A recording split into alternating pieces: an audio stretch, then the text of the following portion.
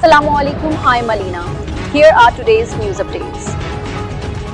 Venezuela में क़यामत खेज ज़लज़ले से हलाक थी, 579 तक पहुंच गई, हजारों जख्मी। मुकामी डॉक्टर्स के मुताबिक ला गुआयरा के मरकज़ी अस्पताल शदीद दबाव का शिकार है। वेनेजुएला में 2 तबाहकुन ज़लज़लों ने बड़े पैमाने पर इंसानी अलमिया पैदा कर दिया, जहां हुकाम के मुताबिक हलाकतों की तादाद बढ़कर 579 तक जा पहुंची है, जबकि तकरीबन 2980 अफराद जख्मी हुए। अबूरी सदर डेल्सी रोड्रिग्स ने तस्दीक की कि रेस्क्यू और इमदादी कार्रवाइयाँ मुसलसल जारी हैं और मलबे तले दबे अफराद को निकालने के लिए बैनुल-अक़वामी टीमें भी मुतहरिक हो चुकी हैं। रिपोर्ट्स के मुताबिक काराकास और रियासत ला गुआयरा में इमारतें ज़मीन बोस हो गई।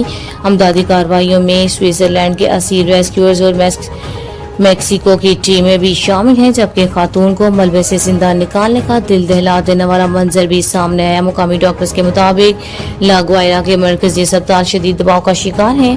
जल्जलों की शिद्दत 7.2 और 7.5 रिकॉर्ड की गई, जो 1 मिनट के वक्फे से आए, जबकि माहिरीन के मुताबिक ये वेनेजुएला में 1900 के बाद आने वाला सबसे ताकतवर जल्जला है।